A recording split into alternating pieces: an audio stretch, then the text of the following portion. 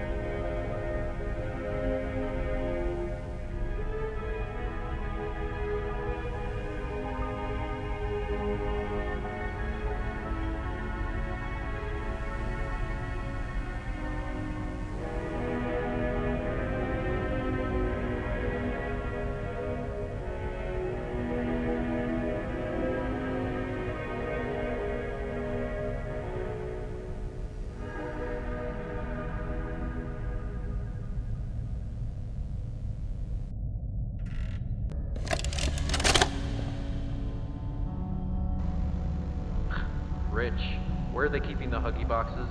I don't know. I couldn't tell you. Remember when maintenance last did a sweep of this place? No. Exactly. Nobody in this stupid company knows what they're doing. Oh, I swear, I haven't seen a single box in its place since they started flooding the storehouse with orphanage junk. Right. I get it. It's a nice program and all, on brand, but it's just hard to be happy about it when manufacturing's on our necks about it, because we can't find stupid Huggy boxes. Rich. You're right. You're right. It's for the orphans. I just wish there were less boxes.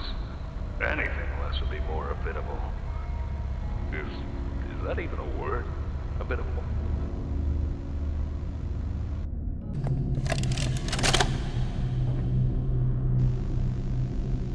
So, Stella, what made you want to work at the Playtime Co. Factory?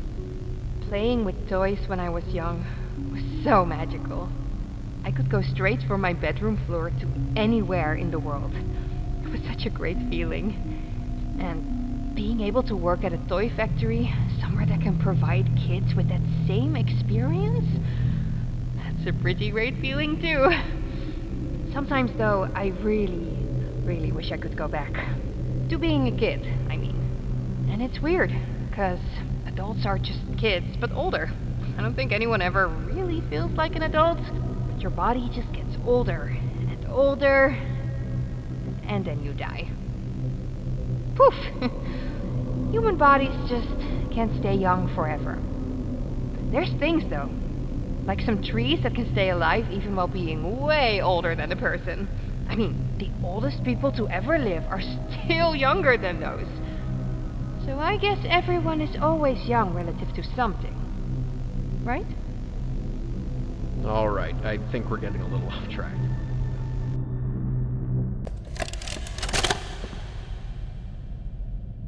Final log. In relation. Experiment 1006. The prototype. Coordination and cooperation is evidently within his skill set, as well as the skill set of all other experiments of his type. Though still missing, today's events are no doubt in relation to him. His absence was a flaw in the scientific process, which should have under no circumstances been left unaccounted for. That's why I'm making this log, so that the same mistake won't be made twice. Any future experiments will need to be contained and disposed of in a secure location. I'm not worried about myself. One breakthrough and I'll be back. We must forge onwards in the name of science, whether those who are beneath us understand it or not. End of...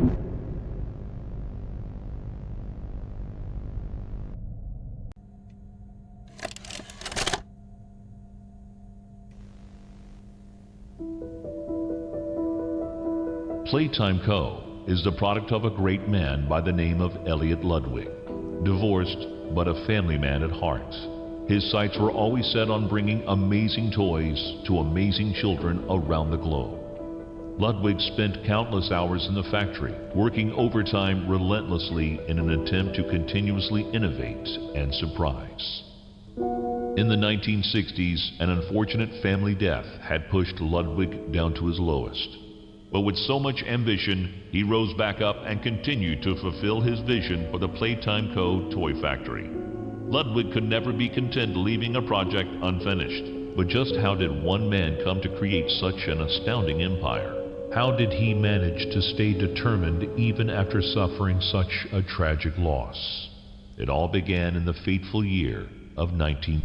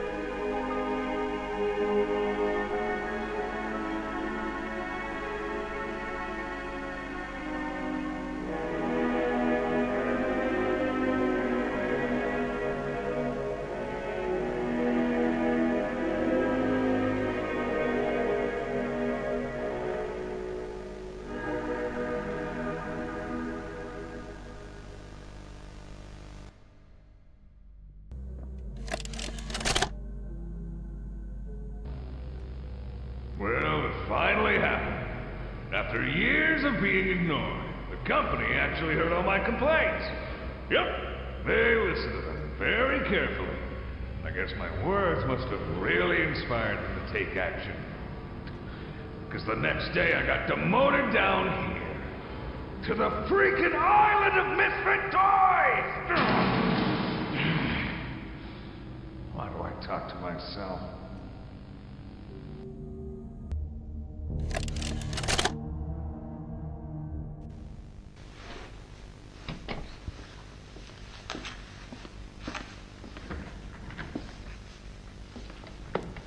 Mind if I film this?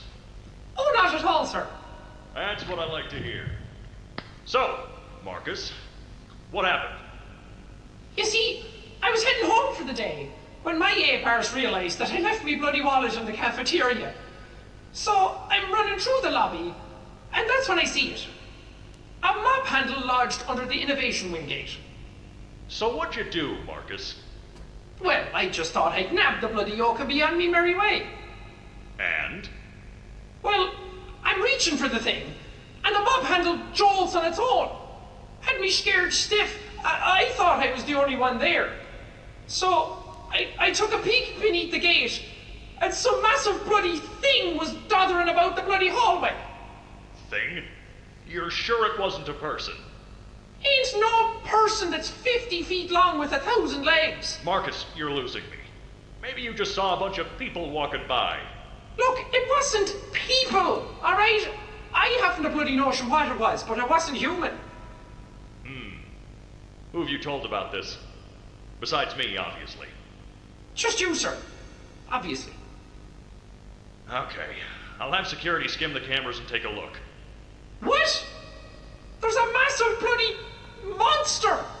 Skimming ain't gonna get rid of it! You're out of line, Marcus. We make toys, not monsters. Now come on, get out of my sight. Actually, grab me a coffee, will you? Actually, never mind. Get out of my sight.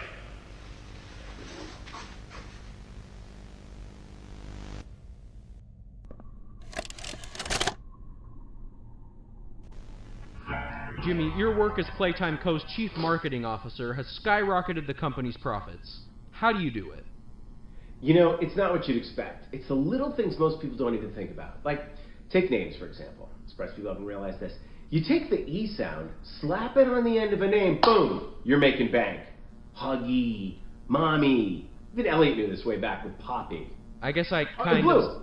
Blue is huge. I'm telling you. What's your favorite color? Blue? I bet it's blue, right? It's blue? It's green. Okay, well, you're a special case. Most people would say blue. But seriously, marketing is not as easy as you think. I make it look easy. If there's anything Playtime Co. should be known for, it's not toys. It's marketing.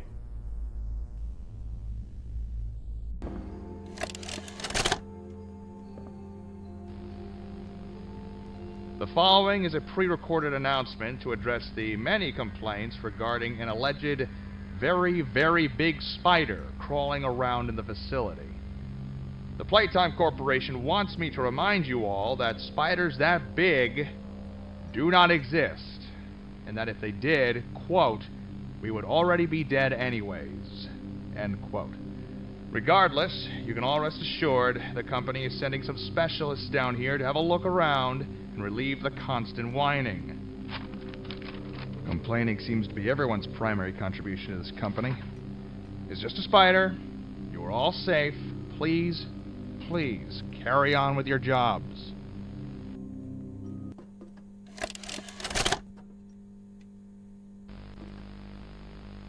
Log code 08502. In relation, experiment 1006. The prototype. A close call occurred this week in which he nearly breached containment. The prototype seemingly disassembled the digital alarm clock within his room and utilized the battery, along with several other components, to create a laser pointer, which he then fired into the security camera, disabling it. These actions allowed him 28.3 seconds completely unmonitored. Once function returned to the camera, the room appeared to be empty. One surveillance specialist went in to confirm his absence. However, upon opening the door, she realized that the prototype had hidden in one of the camera's blind spots. The prototype attempted to escape through the open door. However, another surveillance specialist was able to remotely relock the door, despite the other specialists still being inside. One casualty occurred. The prototype seems to possess an unprecedented level of intelligence, beyond that of all other test subjects, as well as an alarming willingness to commit violence. Further suppression treatments will need to be enacted to ensure that no other experiments develop these qualities.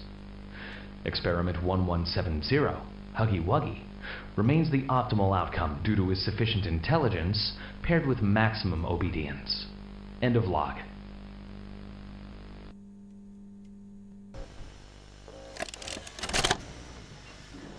All right, Miss Harper.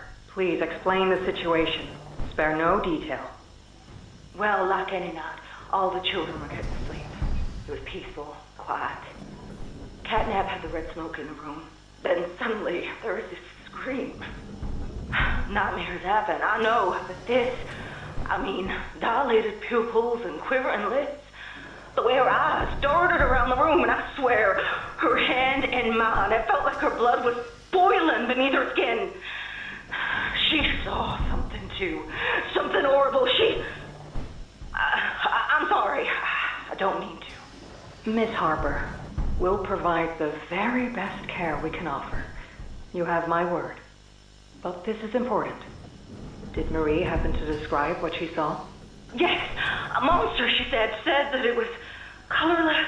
Gosh, I could feel the poor little heart pounding. For her, it was right there. And her movements, they were so wild. Arms flailing, legs kicking. I wanted to talk to her, see how she's doing. I really need to hear her voice right now. That would not be advised, Miss Harper. There are many concerns we must address at this time. But vitals show normal, and we'll continue to monitor. She'll be okay. No! Well, pardon me if I'm not comforted by that. Just bring my little girl back to me.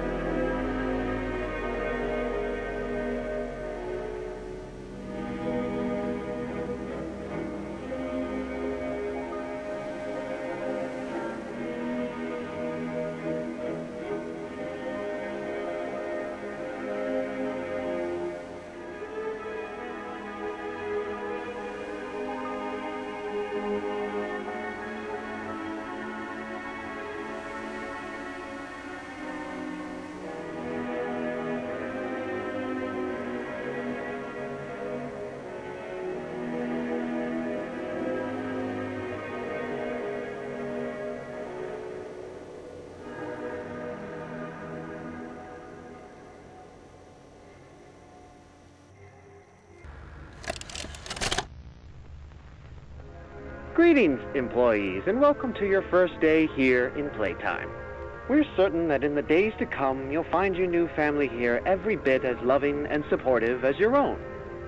Feel free to wander the halls, sit in the mess for lunch, or watch our children play and learn to their little hearts' content. Join the innovationists where the bounds of science are continuously pushed, or join the counselors of Playcare whose diligence and care for our children will help shape a brighter future. Just you see. Now, every one of you has your part in that future, so should you come back tomorrow feeling unhappy for where you are or what you've done, worry not, for your supervisor is here and happy to listen. And should you come back years later, your conscience finally getting the better of you, may you descend into the dark and the dust, finding all that awaits you are incomprehensible horrors, each hungry for your return, each eager that they might find you. Perhaps they'd smile at you from a shadow, their smiling mouths full of teeth and meat and plastic, watching and waiting patiently for their turn at a warm welcome. Or perhaps they won't allow you such time to figure your place in the world you'd left, a world that's theirs now. Welcome home.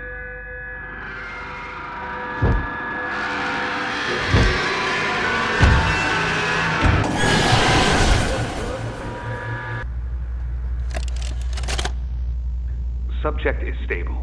Designated 1322. Clear neural abnormalities were detected in his recent checkup. Though highly irregular, we've pulled him from the home sweet home just before lights out to perform... What is he doing with my friend? What are you doing out of bed? How did you get in here? Is Kevin sick? Why did you take him away? Yes. Kevin is very sick. Very, very sick. But we want to make him better. But he can only get better if we take him to where we can provide proper care and give him proper rest. Well, do you really think he will be okay? I should think so. We're good at what we do, son. We paid attention in school, learned, and got our proper rest when we needed it. Just like you need it now, I should think. Come now, let's get you on back to bed. Okay. It's been a pleasure meeting you, Joseph. And I promise you, your friend will be all right. When you see him again, he'll have never been better.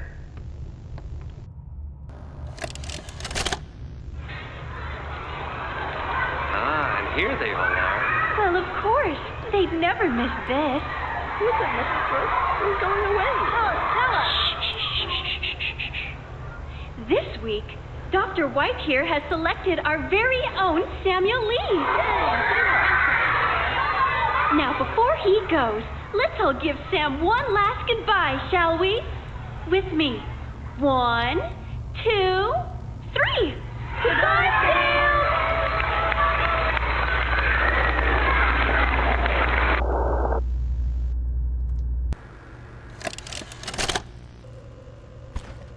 Where are the kids?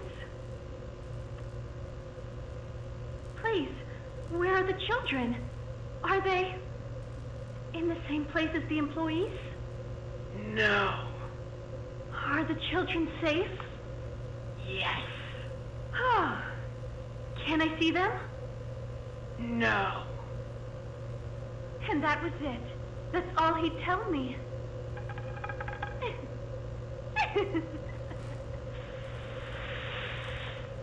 Probably because he knew I'd kill them all.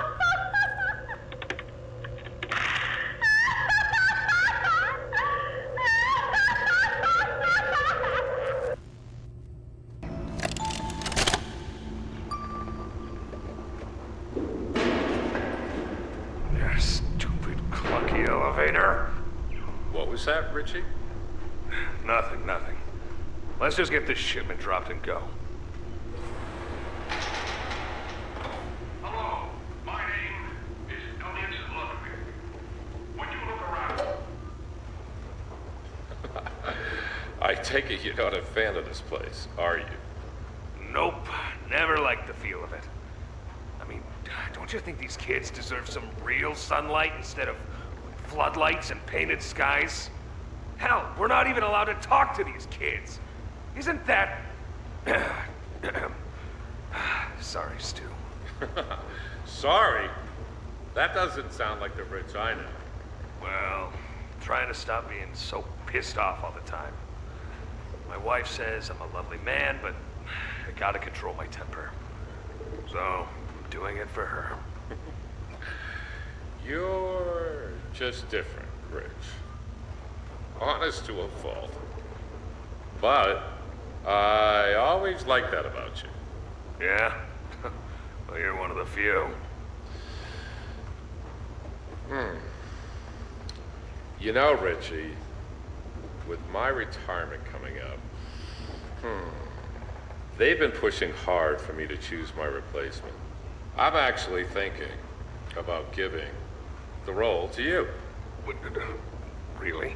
Yeah, really. Nothing official yet, but I think there's a decent guy beneath all that gruff. An honest, hardworking man. You prove me right? I'd say your chances are pretty good. Wow, geez, I don't know what to say. I'm just glad to see not everyone in this place has it out for me. Not everybody, Rich. Not everybody.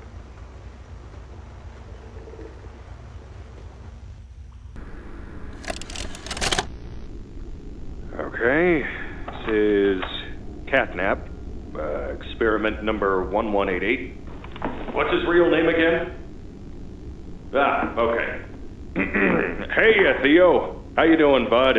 Normally I'd have Dr. Sawyer do this, but he's, out, let's say. So you got me until they find his replacement. First off, congrats. This is officially your 4th year in your new body, and you've made some real progress, pal. I was told that when you and the other smiling critters, you know, Dog Day, Picky Piggy, yada yada yada, were added into play care, that you weren't really getting along too well with the kids like everybody else was. But look at you now. The kids love you, and that red smoke. I mean, that's fantastic, isn't it? Is his, voice thingy still broken?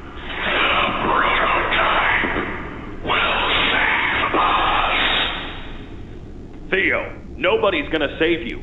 This prison is where you belong. We'll let you out here and there to go see the kids in play care, but your home is here. And as for the prototype, his home is in the labs. This is your life now. Get used to it.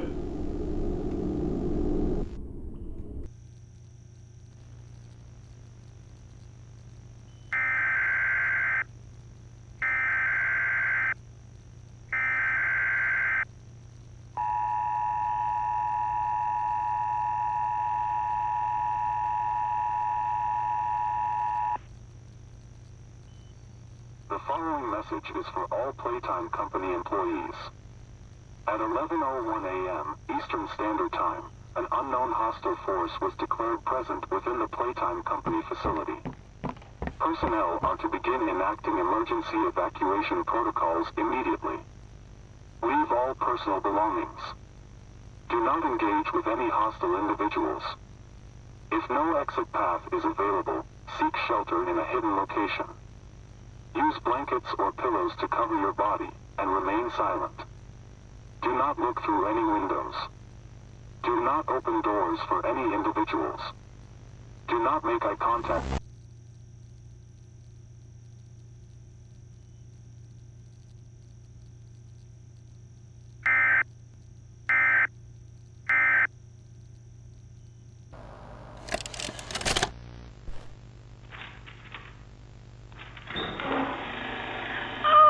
Mr. and Mrs. Hartman. Come on in. Please, have a seat. How was your ride down? It was, nothing like we were expecting. Mr. Ludwig's speech was, well, it just confirms for us that you're the orphanage we want to go through. It's a truly magical place. I felt right at home from the second I entered. You open that door the first time and you just know you're never going to leave. Kind of like finding a home as a child and always thinking of it when you want to feel comforted. I understand you want to give Jeremy that home? Yes, and we would like to adopt. Amazing. You'll be perfect for... Oh. What? Well, it appears there's been some complications. Complications? What kind of complications? I don't know. The form says testing. What does that mean? Tell us, what does that mean? Miss Graver, we deserve a better explanation than that. Don't you think? You're in charge of all this. How could you not know? And why are we only finding out about this now? I don't. I'm sorry.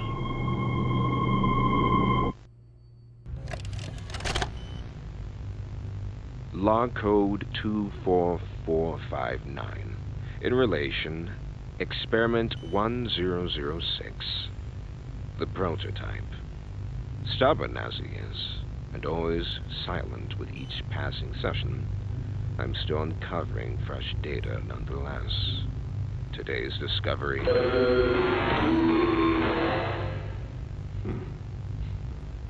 End of log. Ready to talk now, are you? I possess a question. Go ahead.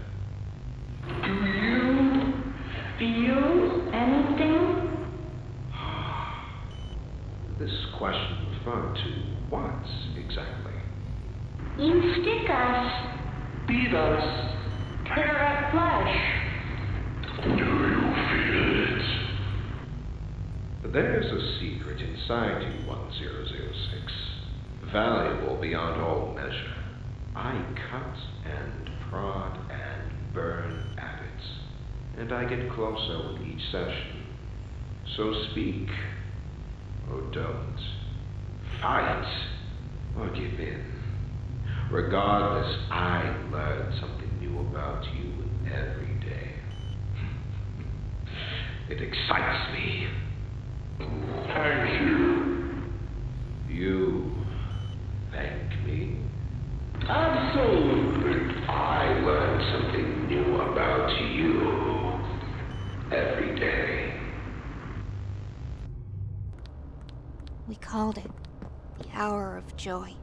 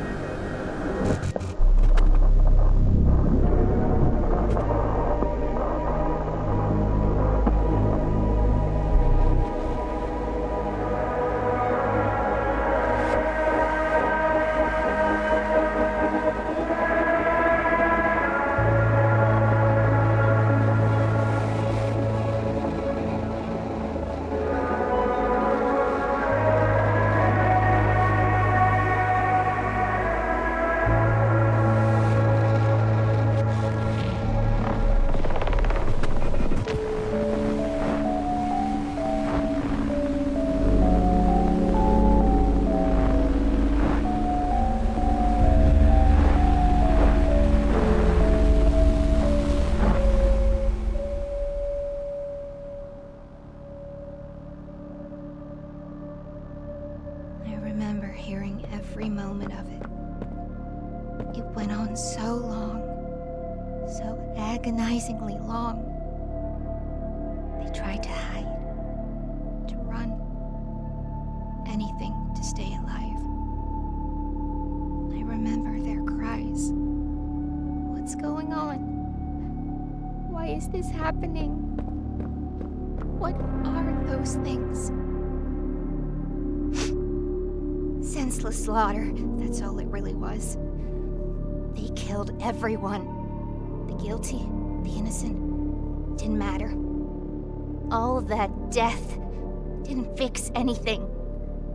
And then, once it was all over, they dragged those corpses down below where they'd never be found. And they ate the bodies to stay alive. Prototype has to die for this, for everything.